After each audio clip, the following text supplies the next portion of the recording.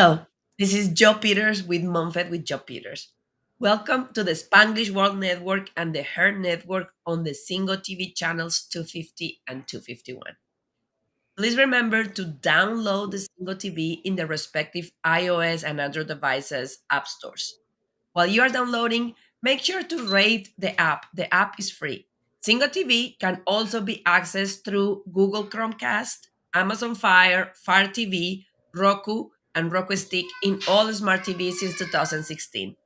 And while you are in your phone, make sure to go to Instagram and Facebook and follow me at Joe Unicorn Coach. I handle my social media personally. If you have any question, any problem, any concern about motherhood, about how to have it all, about how to live your best life, make sure to send me a message.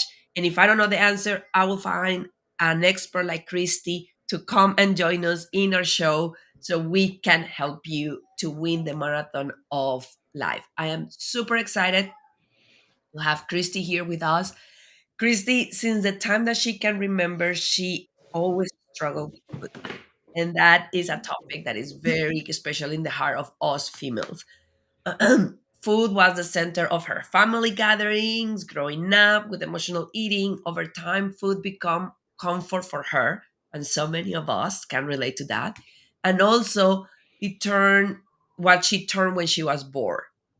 The problem was the food she turned to was empty in calories and void the functional value. Some Sometimes you have that aha moment, and Christy aha moment happened on her 30th birthday while visiting her brother. She clearly remembers standing in his deck thinking that she didn't want to eat like that anymore. Something had to change. She was unhappy with herself, was unhappy with the way that she felt, and was unhappy with the example she was setting for her daughter.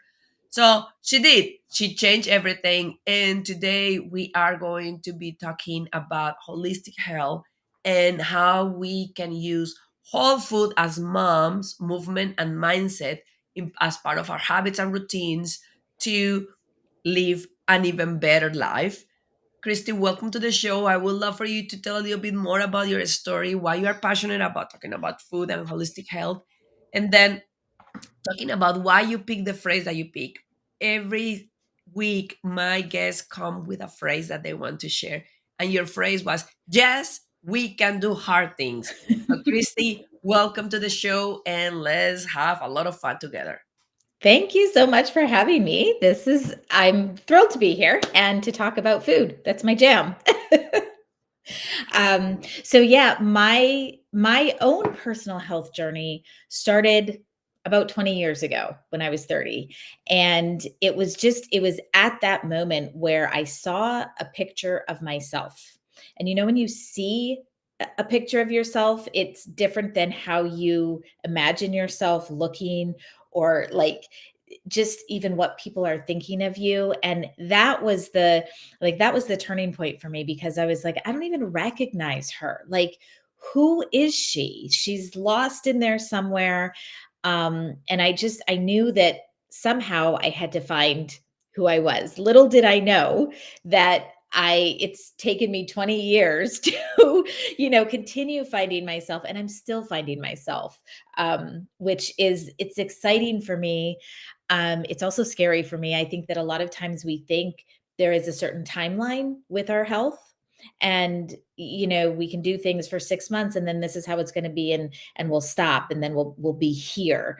But what I have found is that as we continue to grow, our mindset, our body, our movement, we crave more, we want more.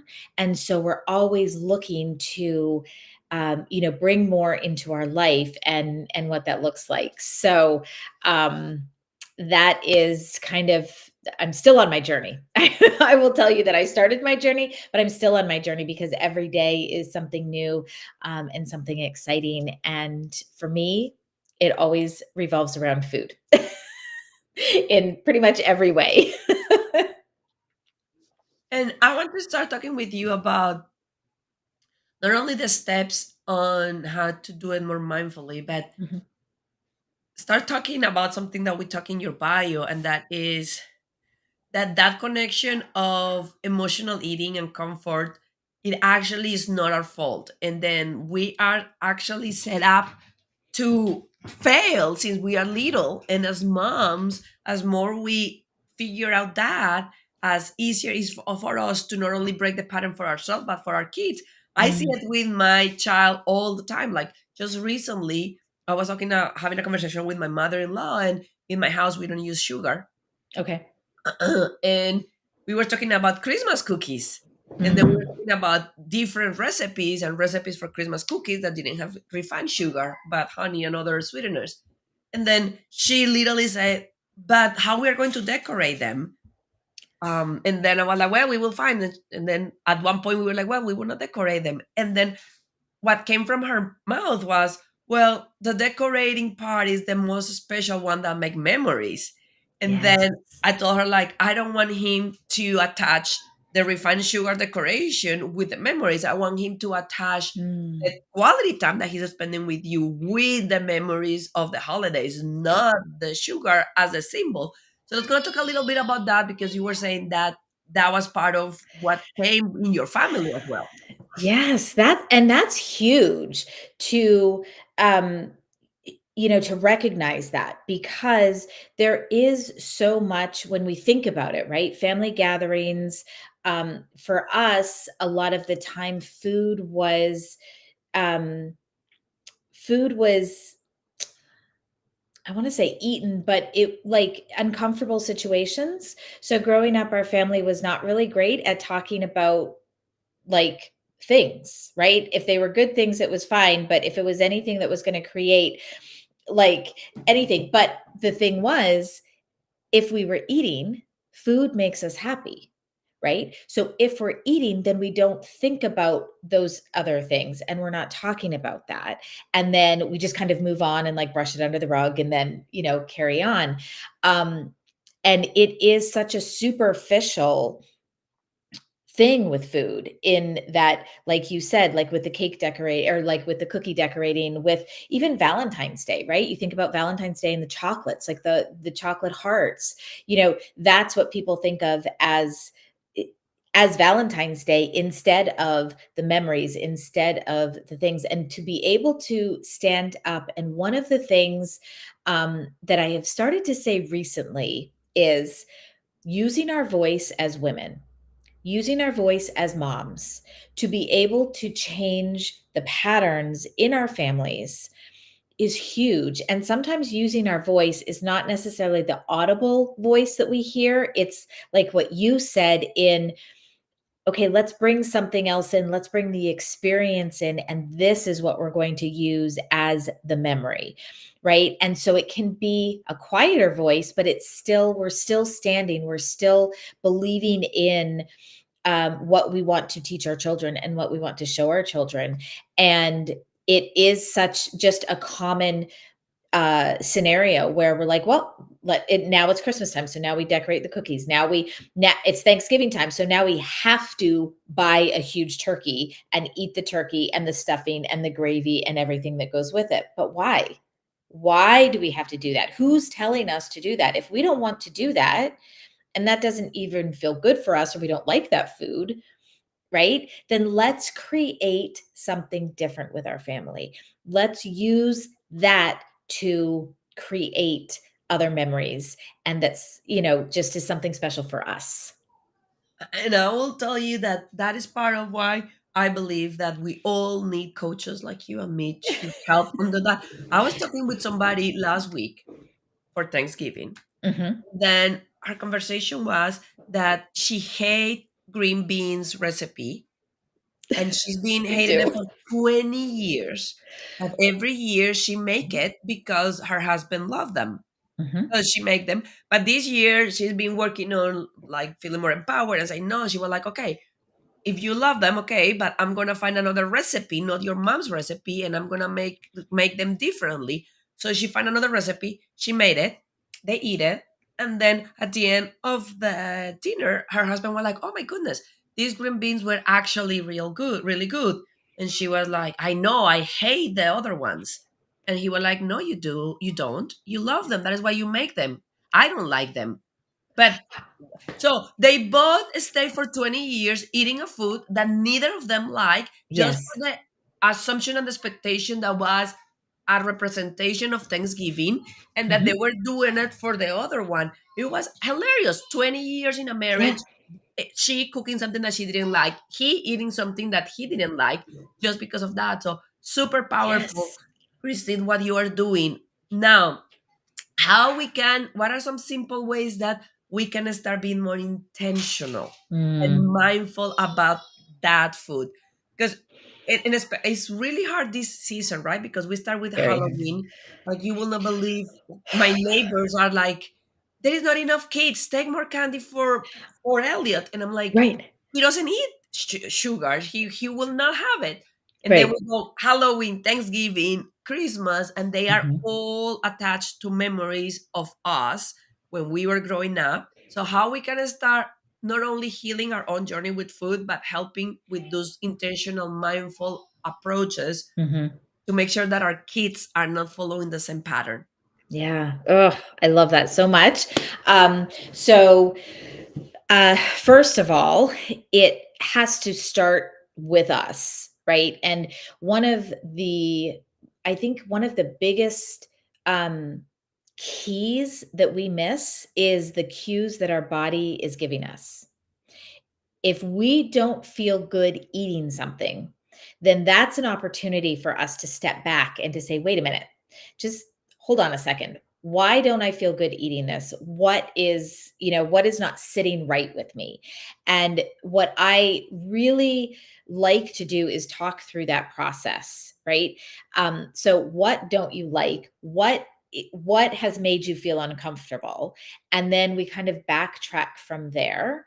However, I also use the word intention and purpose a lot with what I do, because when we are filling our body with intention and a purpose for fueling our body and for nourishing our body, that is a completely different mindset instead of just eating for the sake of eating because I'm at a gathering.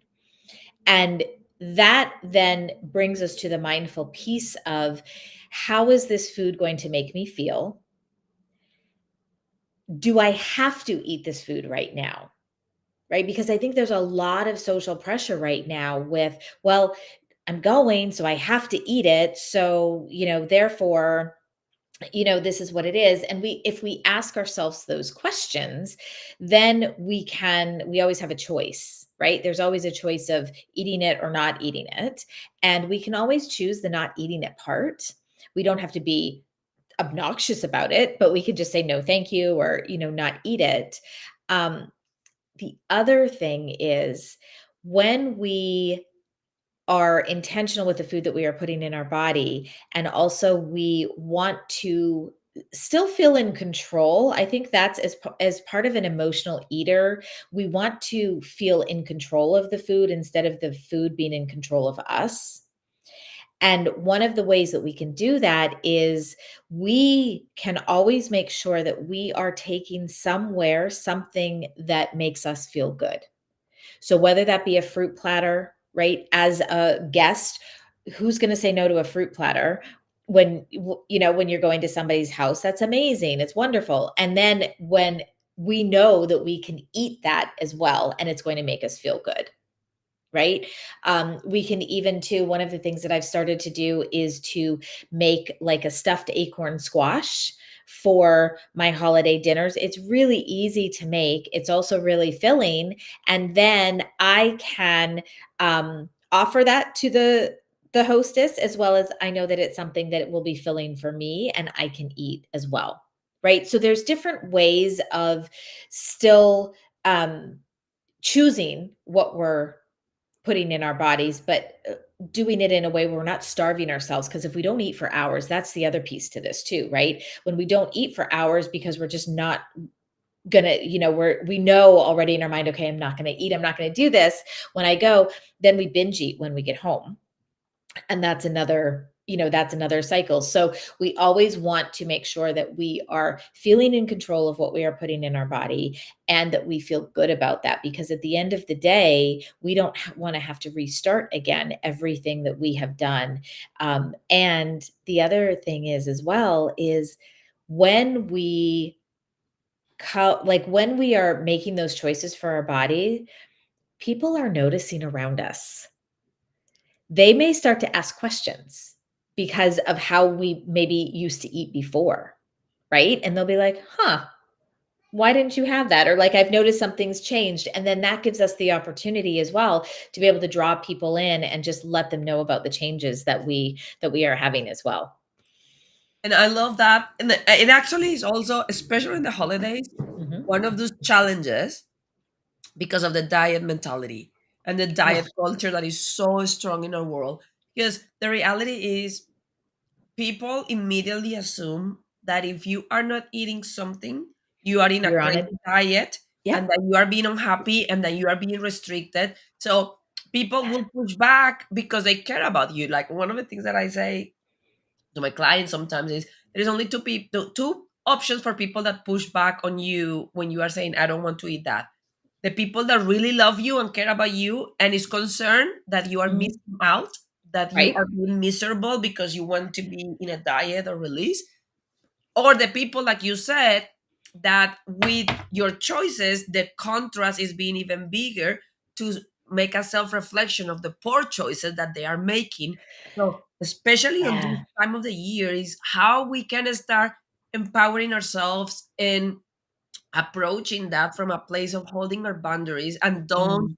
cave into that social pressure of either of those groups pushing us into, oh, it's only you only live once, it's the holidays, you can be good tomorrow or Monday, when you are actually not doing it because of the thing of the diet, but Right. as you are saying, because you realize that that doesn't feel good for you. Mhm.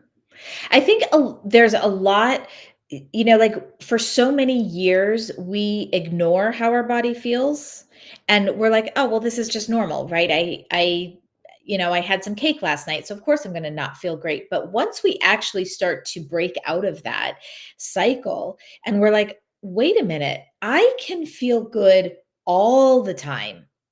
I don't have to feel like that. That's like another aha moment for a lot of people too. And they're like, wait a minute. Okay, so what did I do that was different? Why don't I, feel as awful as I used to be? And that can be very, like, that can be almost addicting, right? It's like, oh, I want to feel that way again. How do I do that? And then that, presents an opportunity for more things as well. However, the other thing in this very, very busy season, because so much is around food and gatherings and everything that we're doing, one of the things that I like to tell the women that I work with is choose one thing every day that just brings you joy. That's it. It could be go for a walk. It could be just sit in quiet, maybe listen to a podcast for 10 minutes. Maybe there's a book that you want to read. Maybe you want to color, right? Like color for 10 minutes, set a timer, but do something that you don't have to do. Do something that brings you joy, because there is so much, we hear so much of the, well, do this. Why aren't you doing this? It's easy for us to just say, well, forget it, then I'll just start again in January. And so bringing the focus back to us, bringing the focus, prioritizing how we feel will give us and will make us feel better equipped for when we're feeling like everything is coming at us because we've taken a minute for ourselves. I think that's another empowering piece is there is so much that's happening right now. There is so much that is going on that we're not taking the time for ourselves. And then we push ourselves to the back. We start to make decisions that we're not really happy with. And then we fall back into routine. So it's really making a point of, like you said, setting the boundaries, saying, Mommy needs 10 minutes. Give me 10 minutes and then I'm all yours. Right. And in those 10 minutes, we really can just kind of recenter, refocus ourselves, and then we can come back again and be able to make better decisions for our body, for our mind, for for our family, for what that looks like. And I love how you start breaking up the pattern of the only thing that brings you joy is not food. Because I actually think that that was one of the best marketing strategies from our century. And that is we have a emotional tank. Mhm, And 200 years ago, 300 years ago, that emotional tank was filled with a lot of things. One of them was food. mhm. And then our marketers in this century were like, oh, we are leaving a lot of money on the table. If Yeah. instead of only 20% of the tank being with full, we brainwash them to thinking that the only way that they can fill that tank is with food. That is a lot of revenue for us. So I love Mhm. how you are saying, hey, how what you can, and that is a hard question to answer, especially for busy moms. It is. What are simple things that you can do that bring you joy? That is not the Mhm. chocolate cake. That is not the ice cream. That is not the binging food in front of the TV Yeah. and going And in that rabbit hole.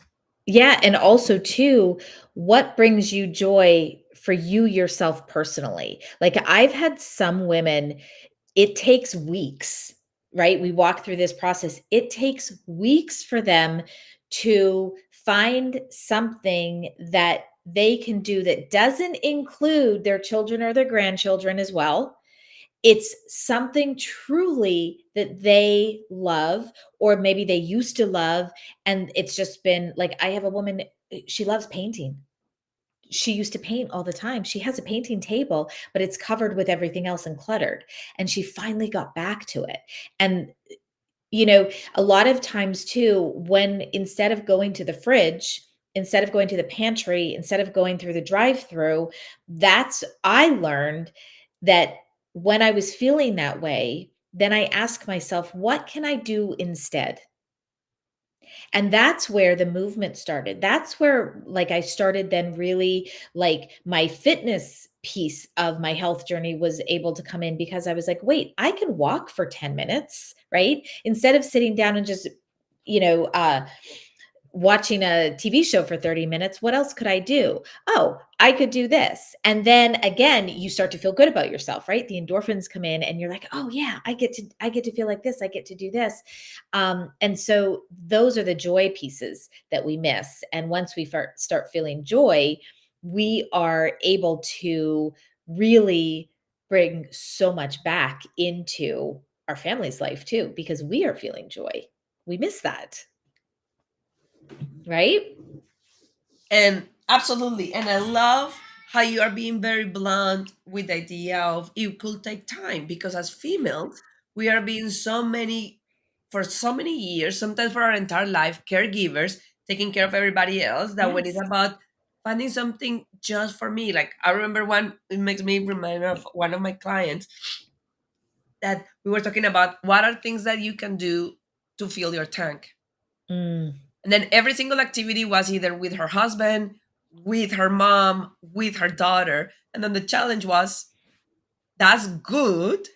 Let's gonna find at least two or three that are don't require anybody else because that is the other trap, right? When I'm saying like I'm gonna do this with my husband, yeah, if for any reason your husband is having a bad day, is not available, is traveling, then I cannot fill my tank because he's not here. So right. how we can build those few that don't depend on anybody else. It depends only on me and me to do that. That is going to make me feel great. I love, love, love that, Christy. Now let's gonna be talking, especially now that we are getting into the holidays. How are these moms that are trying to start this journey with everything that is going with Thanksgiving in Canada in October, 2 weeks ago in for us, and then Mhm. the holidays, and then in Latin America where I'm come from, like in December is like a continuous party and Mm. celebration and festivities. How they can start learning how to build a balanced plate for their body without getting stressed into counting calories and I cannot have this and I cannot have that. Right, yeah. So, I I love to keep things simple, because when you keep things simple, it means that you can keep doing it, right? When we start to add all of these other layers to it, then that's when our brain already is exhausted and we're like, well, forget it. I can't do that then. So it's not going to last. So one of like I will say this until the day that I die, I'm sure, but keep it simple and it we have to remove ourselves from the all or nothing mindset because in the past, right, what we've done is okay, Monday, I'm going to start eating A, B, and C, and I'm only going to do either like that's all that I'm going to do. And I'm going to do it forever. And we can't sustain it because it doesn't last, or there's too many calories, like you said, or points, or I'm cutting out the foods that I love and all of that. So to start with, right? Because this is a journey, it's a marathon. It is something that we are on for a really long time. We have to first of all think of that, but just pick one meal every day that you can add a vegetable to. And if you're already eating a vegetable, great, add another one. That's it. Do that for 14 days consistently and start to notice how your body feels by adding in an extra vegetable. It could be a vegetable that you like, it could be a brand new vegetable, it can be like all of the, whatever you want, but make it a vegetable. Try it. See how it feels. And because when we start doing that, our family also sees what we're doing. And we want to make changes with our family. We do. And we can't make changes with them if we are not making the changes ourselves. So they have to see us doing that as well. And so that is the simplest thing that you can do is to start by adding one more vegetable on your plate. If you're at a place where you don't like vegetables, or maybe growing up, vegetables were not, anything that you're really familiar with, I like to make a game out of it and to involve the children.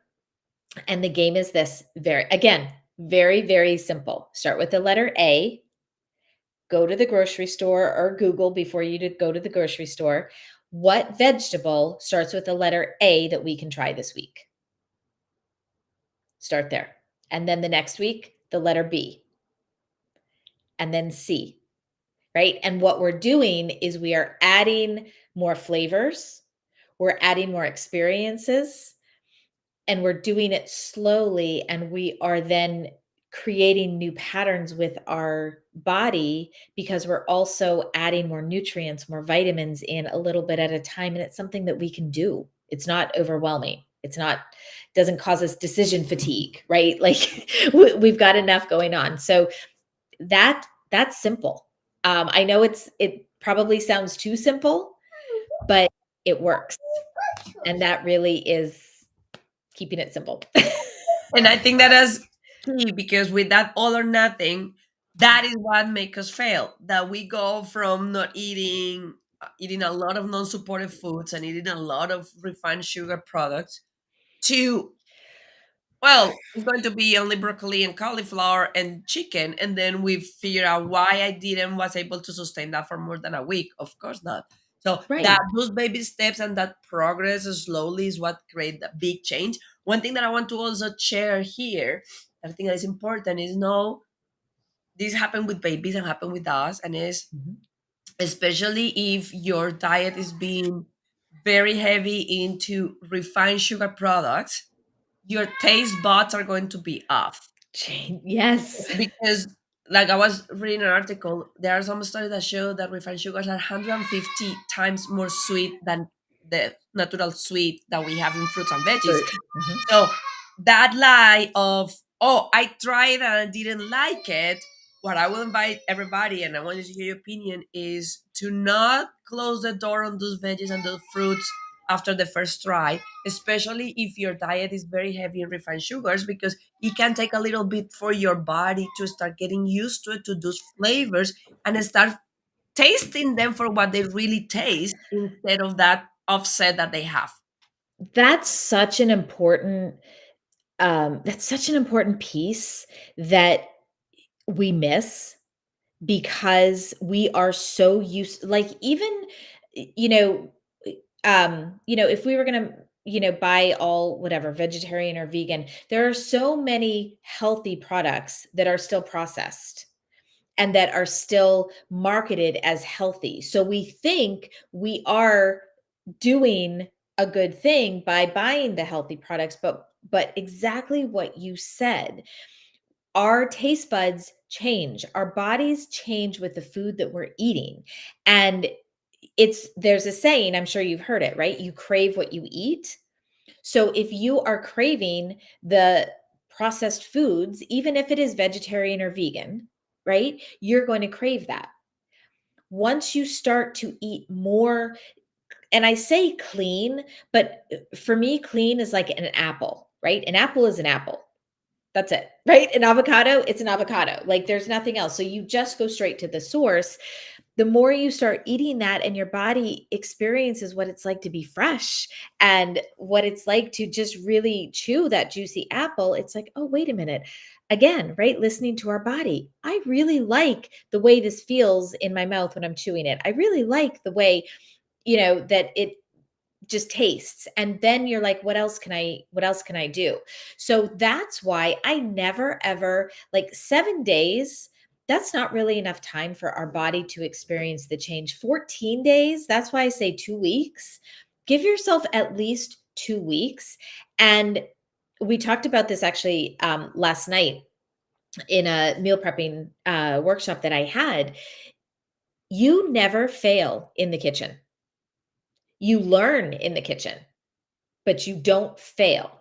So if you make a broccoli that you don't like, let's say, and it's gross and it's mushy and it's, you know, all the things, then next time just know that you just try it differently. Make it fresh, roast it so it's a little bit crunchy on the outside. And when you match, so here's the other piece that people miss in diets, right? I'm a comfort food lover. I love comfort food. It's like a warm hug on the inside, right? It makes me feel good.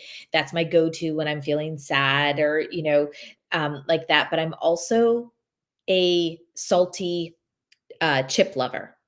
And so if I'm craving something, that's what I go to. And so I like to roast. Oh, I like to roast a lot of things because it gives it a crispy edge to it. And I can put some salt on it. And it reminds my brain, it's not the same as chips. And I'm never going to say it is the same as chips, but it reminds my brain of what we like. We like the crispiness, right? Uh, I can mix and match my vegetables according to what my tastes are like. We get to do that. I love that because one of the things that I always say to people is never about the food. Never. So it's never about the food. And then one of the best things that we can do is how I can make the food that I already know that is emotionally attached to my childhood, to all of that, because unpacking that can take years of Mhm. working. Oh, How I can make it with more supportive mhm, ingredients, with ingredients that my body understand better. When you were talking before about how you realize that you were used to it to feel icky and doesn't have to be like that. That was for me with gluten. Like my mm, entire life since I was a teenager, I fight with a little donut under my belly button of fat. It didn't matter how much I exercise, how much I eat clean, it was always there and I freaking hate it. And it mm, was not until like maybe 8 years ago that I start doing some cleaning and supportive, non-supportive foods that I take a vacation from gluten. And guess what? yeah, It was gone. And then it was a huge breakthrough for me because it was, wow, I fight with this for 20 years thinking that was fat. And it was not fat. It was my poor body being inflamed right. saying to me, I don't like this. Will that mean that I never eat gluten in my life? No. But now I have that choice and freedom to say, if I'm gonna do it, I'm gonna do it mindfully and on Yes. purpose. If I'm in Italy, I'm gonna do it and I'm gonna handle the little ball but then I know that my body is hurting, and then I'm more kind with my body, and Mm, I'm not doing all the time. And that's super nice that you were saying. And that part of it is never about the food. So pizza. Oh, I love pizza. Gluten doesn't work good with me. Okay. How I can do pizza with a cauliflower crust. So I can right. still enjoy some of that, but Mhm. with whole foods and foods that support my body instead of hurting my body. I love, um, I'm just kind of like processing what you said because like I will get wrapped up still, right? We all kind of go back to the thoughts, the memories that we had from when we were growing up. And it's interesting that you said no matter how much exercise I did, I still always had, right, the ball in your belly and just like what you thought was fat. So many times we do that. And we are so hard on our body and we push ourselves with exercise. We push ourselves because we think it's just extra fat that's there and we have to get rid of it instead of just stopping for a second and saying, wait a minute, what is my body telling me? Why is this here? How am I feeling? What am I empowered to do about it? Right? Because it is my body at the end of the day. And it's for so many of us, we get stuck in the weight loss, we get stuck in, oh, I don't like the muffin top is hanging over my jeans, so I have to run more. I have to do more cardio, right? I have to do all of those things when in reality, maybe it's just a switch in what we're eating because your body is different than my body. And I can eat pizza and you can't, right? So we're going to have a completely different reaction. That is a process that we're not taught how to do. But when we learn to listen to our bodies, we now get to change how our children view their bodies as well, right? And we get to have those different conversations with them rather than it's, oh, I'm just fat, so let me just, go do some more exercise. It's a completely different shift just because we are stopping just for a second and saying, wait a minute, what does my body need? How can I support it? And I would love to hear your opinion there on how these go back into the connection of feeling enough and feeling that Mm, I'm worthy and that it's okay for me. Like I was talking with one of my clients into her grow up in a poor family, mhm, very traumatic parents. So throwing food was a very big trigger for her. mm, So we were talking, and then she was saying she knew that the food will make her feel bad. That was not, but she was like, "But I need to eat it because I will not throw it because happened to all of us or a majority of us. There are mhm, children in Africa dying of starvation and eating every 4 days." And then it was a pattern breaker for her because I told her, mm. "Okay, so you think that your trash is more worthy than your body?" Because you prefer to not put the food in the trash, but then Mhm. you are putting it in your own body. So your body is even lower in your range than your Yeah, trash. And she was like, "What?" I'm like, I understand why you are doing it, but the behind the scene that you are telling your body is you are not you yeah, are worth it even less than trash because I would yeah, prefer to put it in our body even when it right. hurts and doesn't feel good than Yeah. throwing it away. So how we can start also going into that part with that self-love and self-care Mm, and understand that we are enough and we are worthy and that what feels good in our body is a big enough reason to say no or to throw or to pass the food. yeah. Yeah, this is a whole episode in itself, right? But it is so hard, especially I think when we come from that background. I too, right? My dad still, I go visit him. I'm 50 and he still will sometimes eat the food off my plate because he doesn't want to throw it away because um but that's just kind of like how we grew up. It is again finding our voice and standing up for ourselves and saying, wait a minute, I am important. The way I feel matters. How I feel matters. And again, just asking ourselves that question of, if I eat this food, how am I going to feel? And then, is that how I want to feel? And if the answer is no, then we do have a choice. It is that moment, though, of being able to be comfortable with yourself, which does not happen overnight. It's again those things of, what can I do today that's one thing for myself, right? That allows me to find joy. And in those small moments, in those moments as we're building, the joy, the things that we do for ourselves up, that is how we're building ourselves up as well, and our self-love and our trust for ourselves, because we are slowly coming back. And so one of my big pieces in the kitchen is, I want every woman to feel confident in the kitchen. 100%. And if it means telling your family that, no, mommy is not cooking this tonight because I know that I can make something better for you, then that's what it means, right? But even just those little pieces of standing up for ourselves, taking those few minutes, putting that extra vegetable on your plate, you are learning in those moments how to prioritize yourself, like you said, how to love yourself, how to take care of yourself, because for so long we are doing it for so many other people.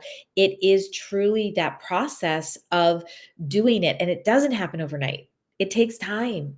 It takes years. I'm still learning, and it takes years. And so we have to trust ourselves. We have to trust ourselves with the process, and also know that when I am making a little decision, like putting an extra, serving of vegetables on my plate, I am serving myself. I am loving myself. This is one thing that I'm doing for myself. And the more we repeat that in our minds and we reaffirm that, because maybe even those closest to us are not even telling us that every day.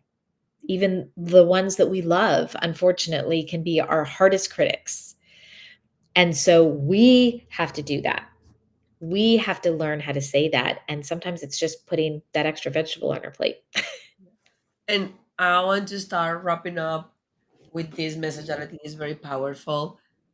And it fit completely this time where we are getting up into the holidays, and is how we can get inspired to start today and don't wait for Mm, the perfect time. Because around this time, moms are saying, well, I don't like how I look, but the holidays are coming, so I'm going to start in January. So that is going to be my New Year resolution.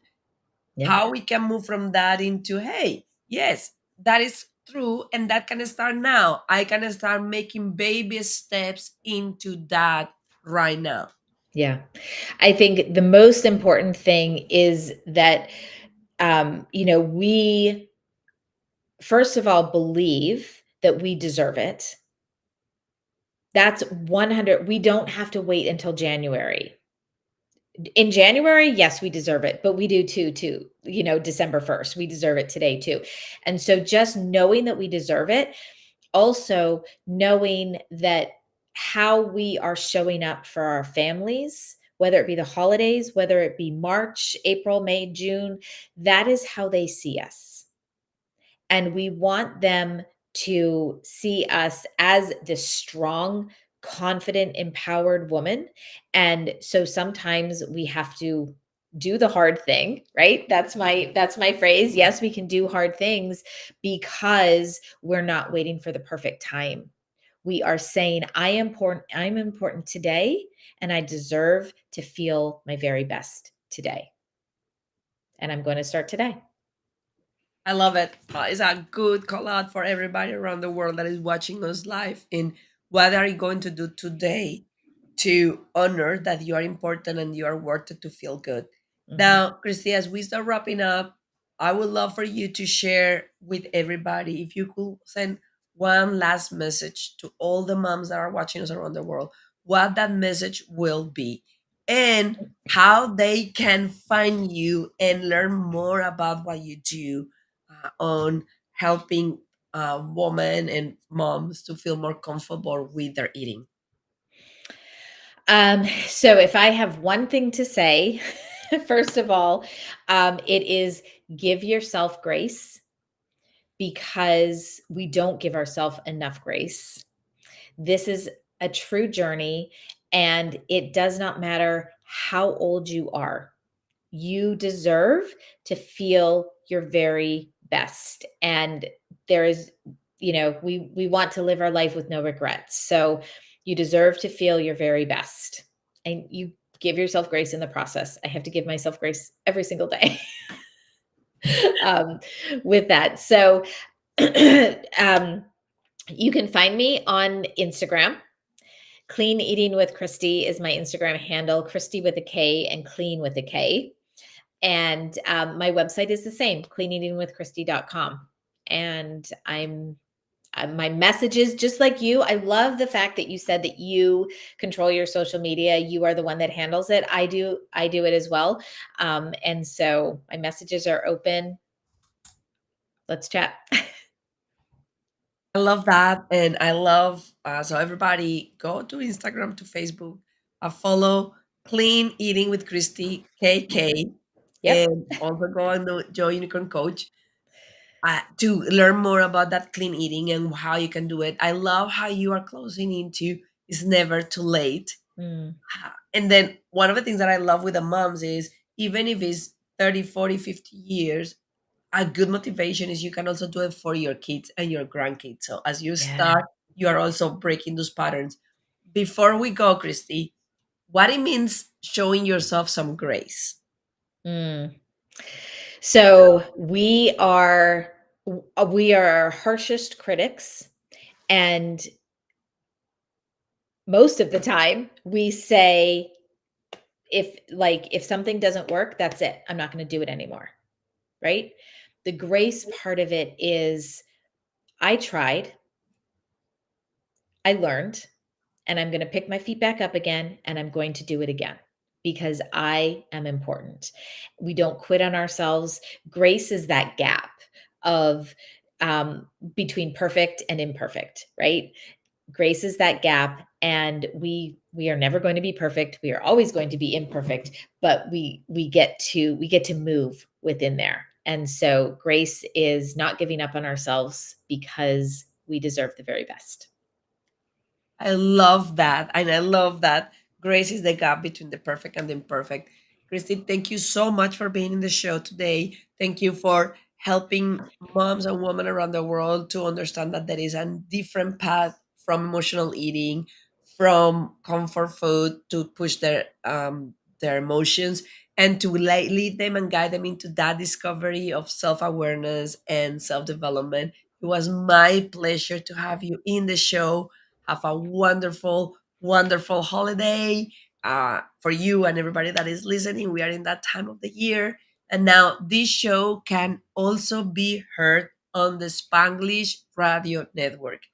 Please check out www.spanglishworld.ca for all the news and programming to keep up with MomFit with Joe Peters. Spanglish World. Watch it, hear it, read it, download it, and leave it. Thank you so much for having me.